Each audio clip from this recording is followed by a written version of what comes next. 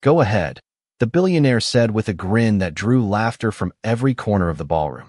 Solve this, and the money is yours. The challenge floated through the grand dining hall of the Hawthorne Regency in downtown Chicago like a spark looking for dry timber. Crystal chandeliers scattered warm light across polished marble floors. A jazz trio played softly near the windows overlooking the skyline. Waiters glided between tables carrying silver trays while executives in tailored suits discussed numbers that could reshape entire industries before dessert was even served.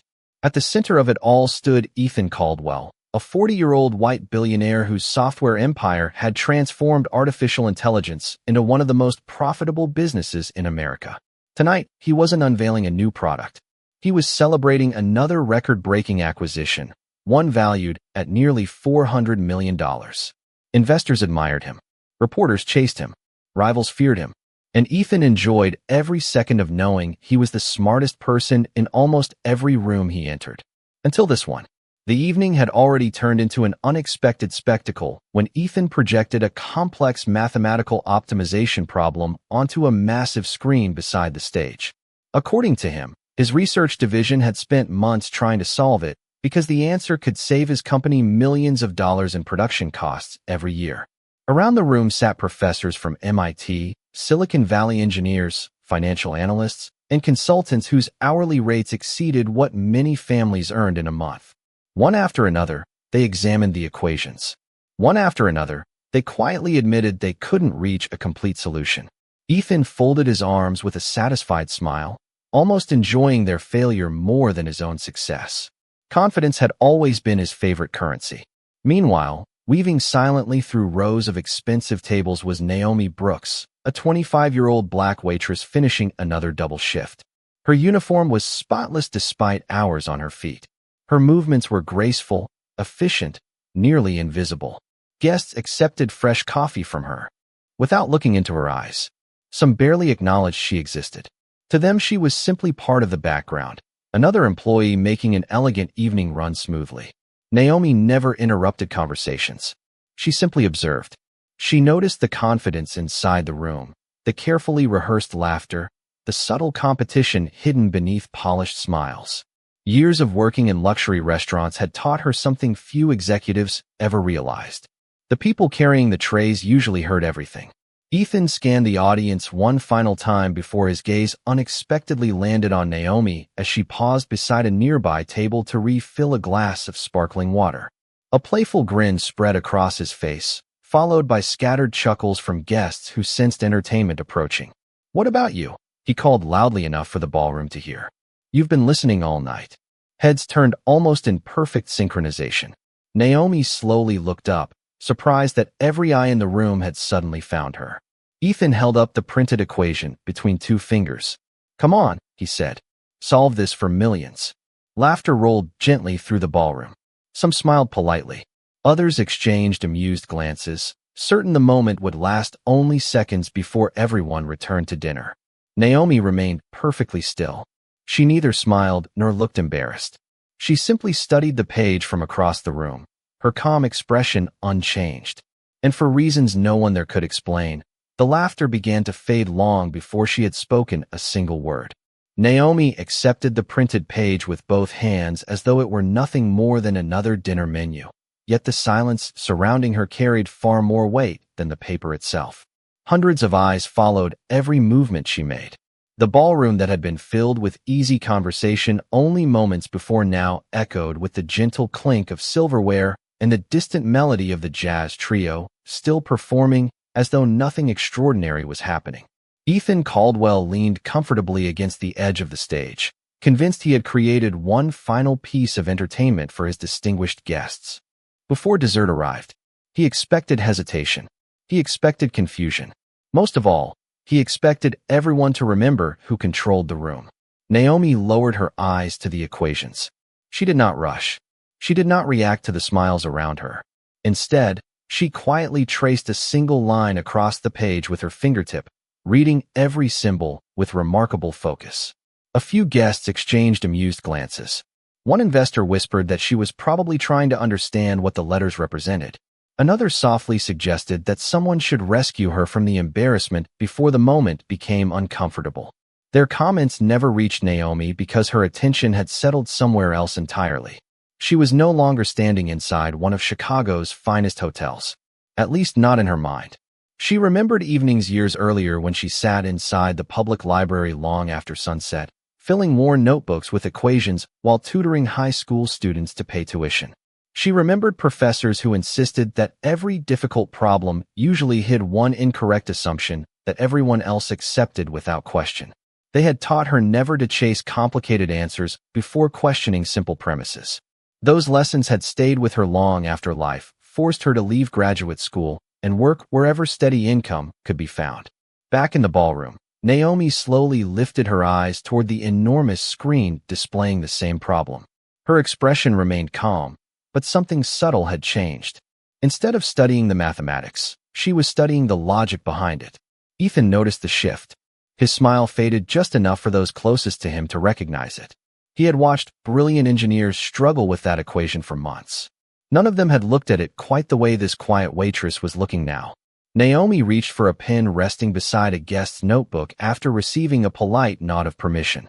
Rather than filling the page with calculations, she drew one neat circle around a single variable near the center of the equation. Then she placed the pen down. That was all. Murmurs spread across the room. Several executives leaned forward in their chairs. One of Ethan's senior engineers frowned and quickly opened his tablet, comparing the circled variable with the original research files. His fingers moved faster with every passing second. Another engineer joined him. Their quiet discussion became increasingly intense before both suddenly stopped speaking altogether. Ethan straightened his posture.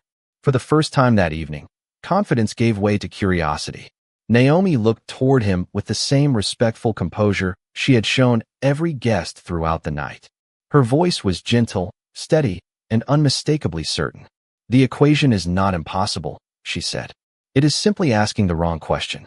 If the starting assumption is incorrect, every answer that follows will also be incorrect."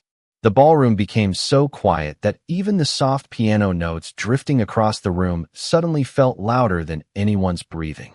No one answered immediately because no one in the ballroom wanted to be the first to challenge or agree with a woman they had overlooked all evening. Ethan Caldwell slowly picked up the page Naomi had marked and studied the small circle surrounding the single variable. It looked almost disappointingly simple. Months of research, countless strategy meetings, and millions of dollars invested, all interrupted by one neat circle drawn by a waitress carrying a serving tray less than 5 minutes earlier. Around the room, the confidence that had filled every conversation began quietly shifting into uncertainty. Ethan glanced toward the head of his research division. Dr. Benjamin Harper adjusted his glasses and quickly walked to the enormous display. Without saying a word, he compared Naomi's observation with the original model projected across the screen. His expression remained calm at first, but then his eyebrows slowly lifted. He enlarged the formula, opened another technical document, then another. His fingers moved across the tablet with increasing urgency while two additional engineers joined him. Their whispered discussion became faster, sharper, almost impossible to follow. Guests leaned forward in their chairs, trying to read faces instead of equations. Experienced investors knew something important was unfolding because brilliant people only became that quiet when they realized they had missed something obvious. Naomi remained exactly where she stood. She did not interrupt. She did not defend herself. She simply waited with the same patience she had shown while serving coffee throughout the evening. She understood that truth rarely needed to raise its voice. It only needed time to be recognized. Ethan continued watching her from across the ballroom. The confidence that usually defined him had been replaced by careful observation. He noticed details he had ignored before. Her posture never changed. Her breathing remained steady. She was not hoping to be right. She already knew why she was right. That difference unsettled him far more than any complicated equation could.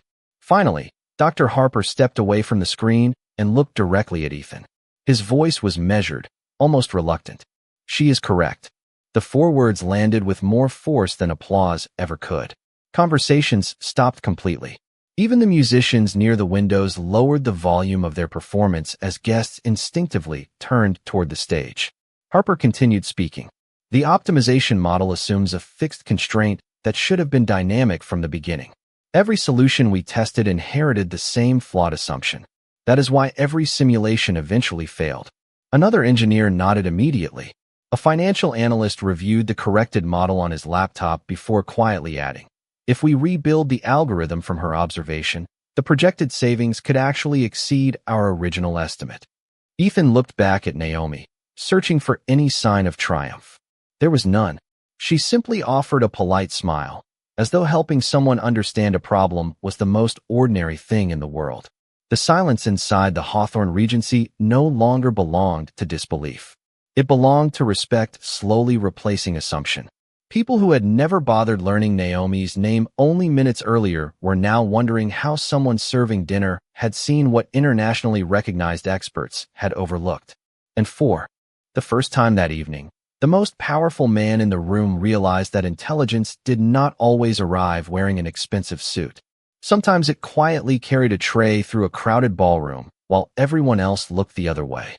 Dr. Benjamin Harper requested permission to use the ballroom screen one more time, and Ethan Caldwell answered with nothing more than a silent nod. The room watched as the research director erased months of accepted assumptions with a few careful movements.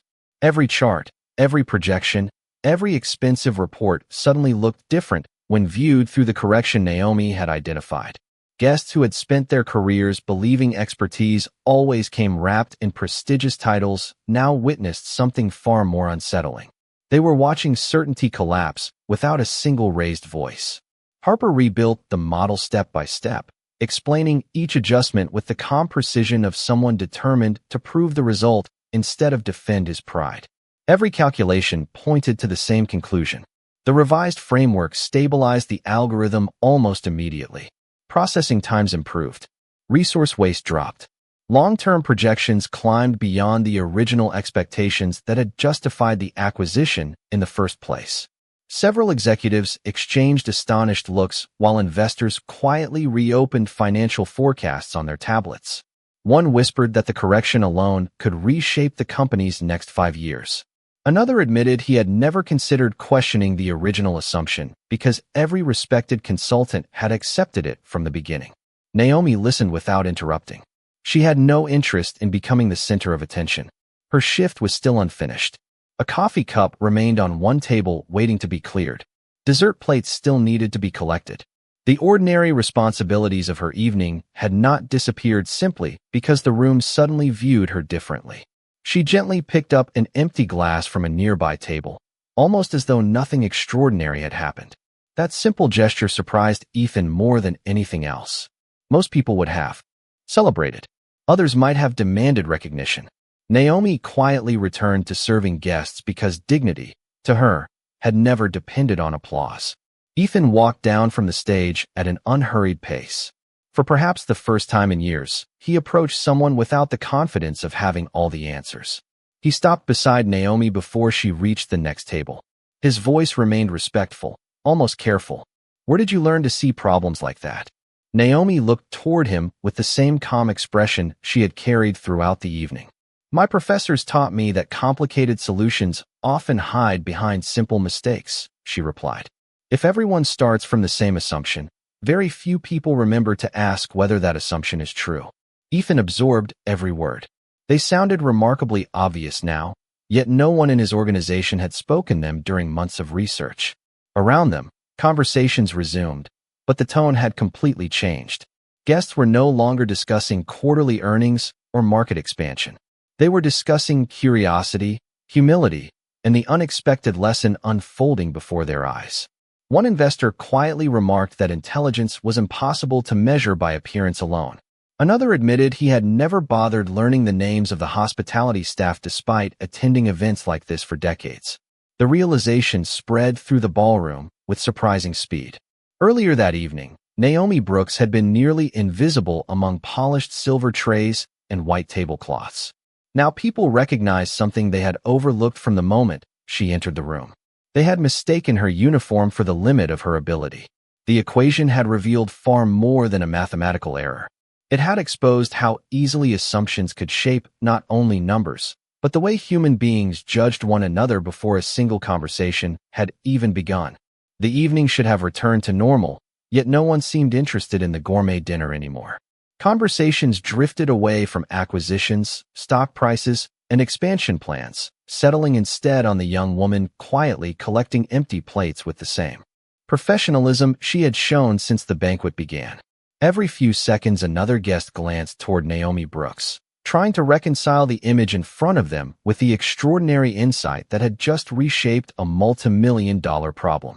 Ethan Caldwell remained standing near the center of the ballroom, but the room no longer revolved around him alone.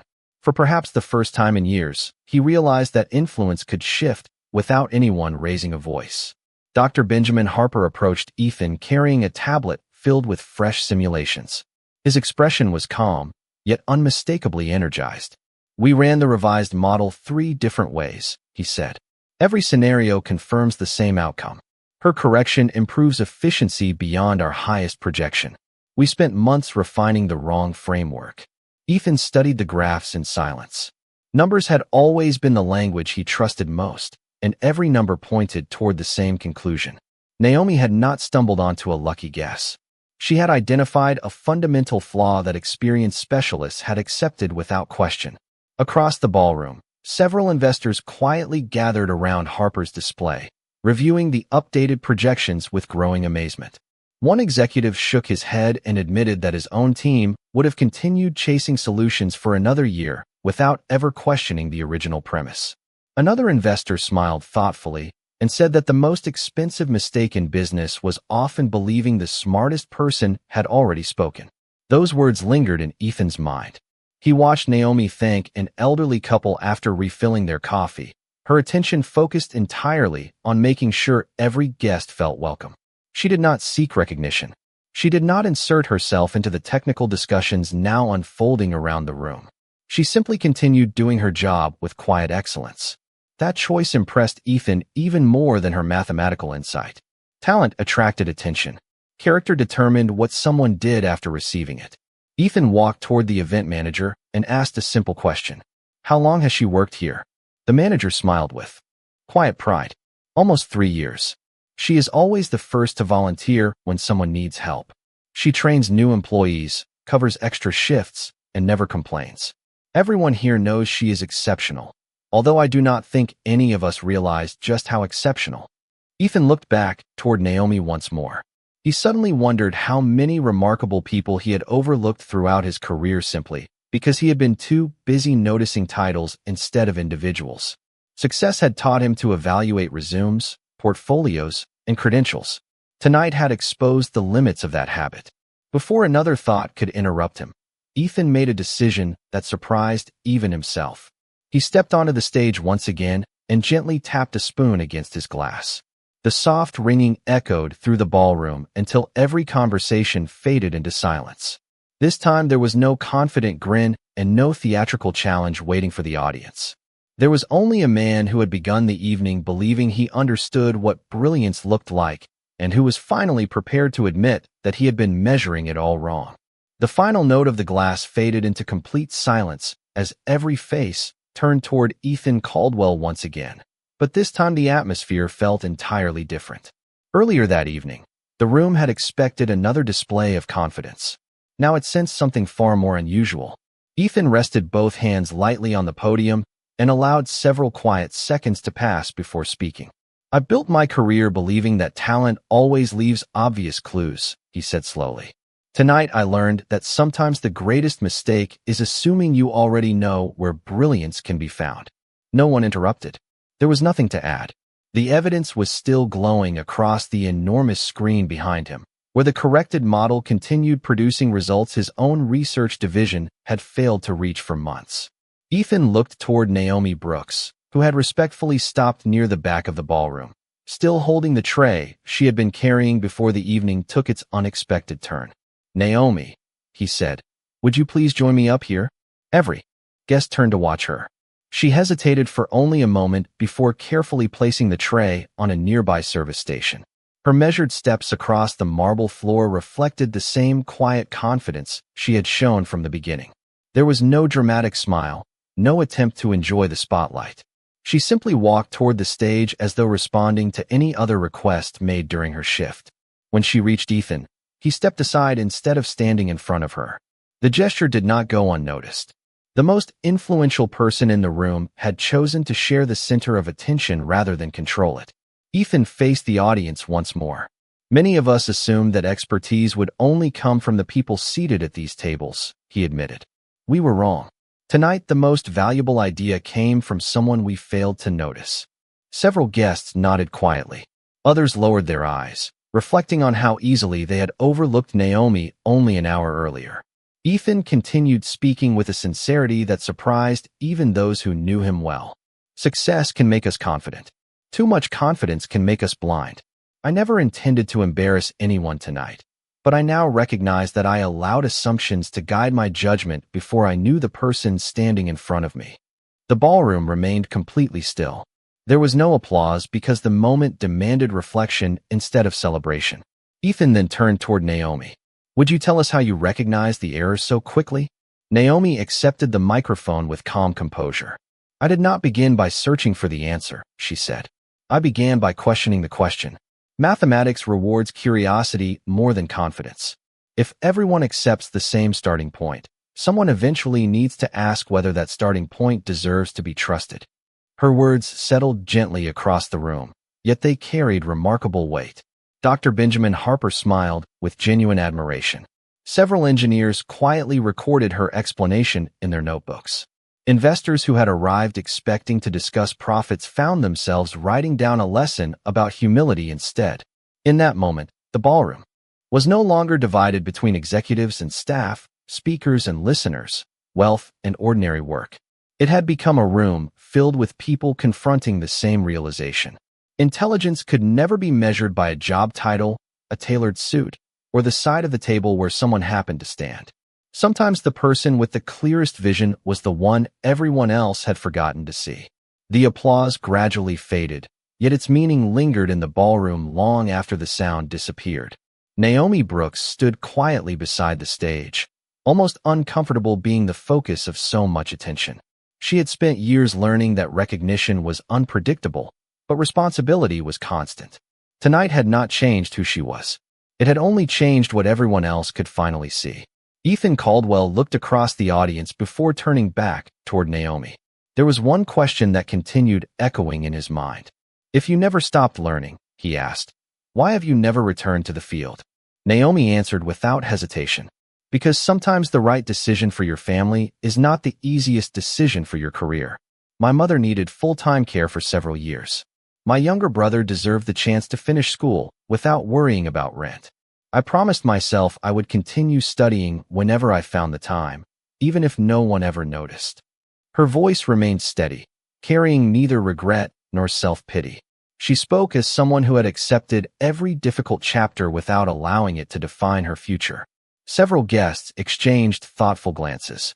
They had spent entire careers celebrating ambition, yet very few had considered the quiet strength required to place loved ones ahead of personal achievement.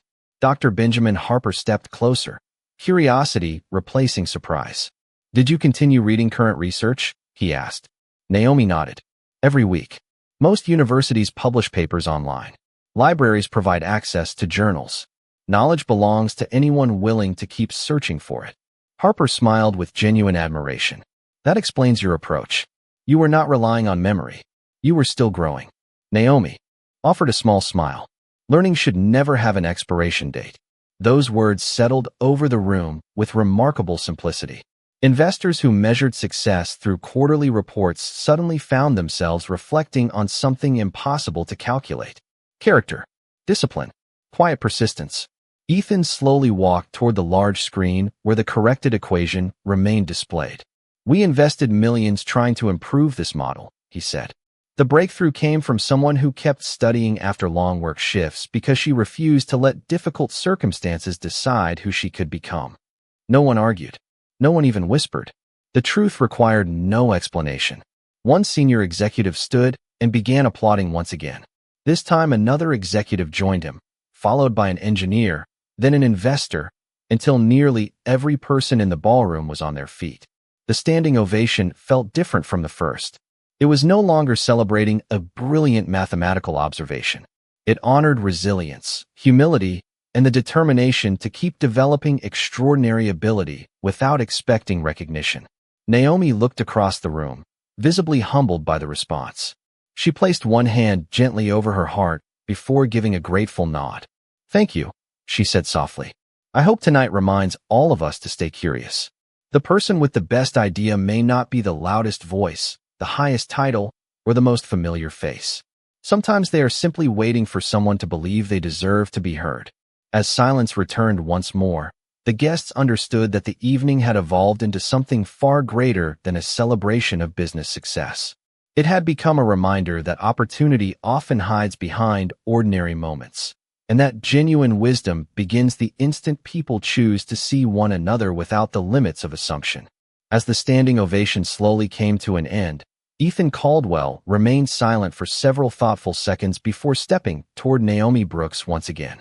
The confidence that had defined him throughout the evening had transformed into something far less common among people accustomed to leading boardrooms. It had become humility. Looking directly at Naomi instead of the audience, he spoke in a voice that carried naturally across the ballroom. "I spent years believing that the best ideas always entered through the front door wearing impressive titles," he said. "Tonight you reminded me that wisdom does not need an invitation. It only needs someone willing to listen." The room remained completely still. Every executive, investor, engineer, and journalist understood they were witnessing something far more valuable than another business announcement. Ethan reached into the inside pocket of his suit jacket and removed a simple business card before placing it on the podium between them. "This is not a reward," he continued. "It is an opportunity that should have existed long before tonight. I would like to invite you to visit our headquarters next week. Meet our research team. Challenge our assumptions. Ask difficult questions.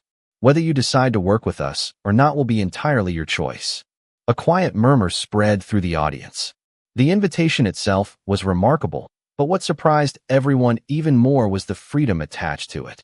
Ethan was not attempting to purchase loyalty. He was offering respect. Naomi looked at the card for a brief moment before lifting her eyes to meet his. "Thank you," she replied with genuine appreciation. "I am honored by your offer. But if I accept, I would want people to remember why I am there. Not because this story became popular tonight, but because my work deserves the same standard as everyone else's." Ethan smiled, recognizing the quiet confidence behind her words. "That is exactly why I hope you will come," he answered. Dr. Benjamin Harper stepped forward with an encouraging smile. "Our research group would benefit from someone who questions accepted thinking instead of protecting it. Innovation depends on people who are willing to ask uncomfortable questions." Naomi thanked him with a polite nod. Around the ballroom, conversations resumed, but they carried an entirely different tone than they had earlier that evening. Guests who had once discussed profit margins were now exchanging stories about teachers who had changed their lives, co-workers whose talents had been overlooked, and moments when first impressions had proven completely wrong. It was as though one unexpected conversation had quietly changed the perspective of an entire room.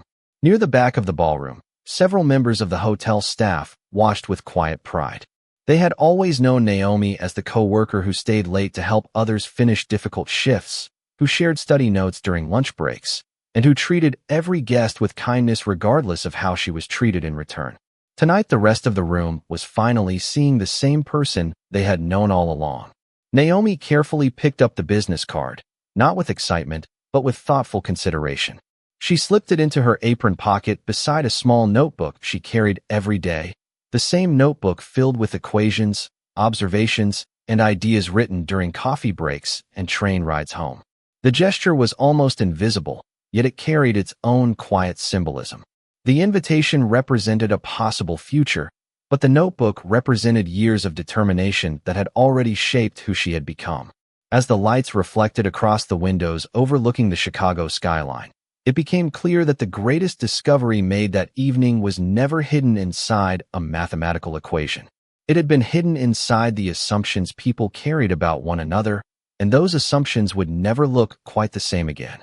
The celebration gradually gave way to quiet conversation as guests began leaving the ballroom, but very few walked out carrying the same perspective they had brought with them only hours earlier.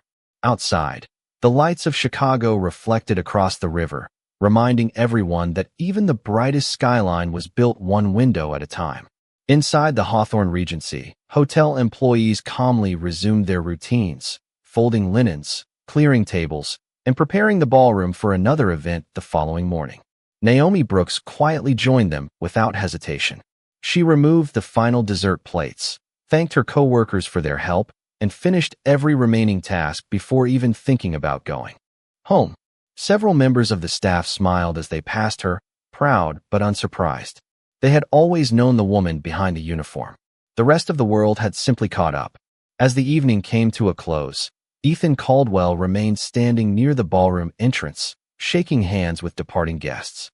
Yet his attention repeatedly drifted toward Naomi as she completed the same ordinary responsibilities she had carried out every night. The contrast stayed with him. She had solved a problem worth millions of dollars, received the respect of some of the most accomplished people in the country, and been invited to help shape the future of a major technology company. Still, she believed that finishing her responsibilities mattered just as much as receiving recognition. That quiet integrity impressed him more deeply than any mathematical breakthrough ever could. Before Naomi prepared to leave, Ethan walked over one final time. "Thank you," he said sincerely, "not only for correcting the equation, but for correcting something in me that I did not realize needed correcting." Naomi smiled with quiet warmth. "We all make assumptions," she replied. "The important part is deciding what we do after we recognize them." Ethan nodded slowly. Those words stayed with him long after the conversation ended. A week later, Naomi accepted the invitation to visit Ethan's headquarters. She arrived carrying the same small notebook that had traveled with her through years of late-night study sessions and long work shifts. This time, however, she entered through the front doors as a respected guest rather than an invisible observer. Engineers welcomed her into research meetings. Analysts invited her opinion before presenting conclusions. Questions mattered more than titles. Curiosity mattered more than status. Months later, Ethan introduced a new hiring initiative across every division of his company. Traditional credentials would remain important, but interviews would place equal value on problem-solving, resilience, and the ability to think independently. Managers received one simple reminder at the beginning of every training session. Never assume you know someone's potential before you know their story. Employees repeated that sentence so often it quietly became part of the company's culture. As for Naomi, she never forgot where her journey had taken an unexpected turn. She continued mentoring students on weekends, encouraging young people from every background to believe that knowledge was never wasted, even when life forced them onto an unexpected path. Looking back, many people would remember the equation that changed a business. But those who witnessed that remarkable evening remembered something even greater. They remembered a room where confidence surrendered to humility, where assumptions gave way to understanding, and where dignity quietly became the most valuable lesson of all. Money had started the conversation, but respect became the lasting legacy. Because true greatness is never measured by the chair someone occupies, the clothes they wear, or the title printed on a business card. It is measured by the wisdom they carry, the character they reveal when no one is watching, and the courage to recognize extraordinary value in people the world has learned to overlook.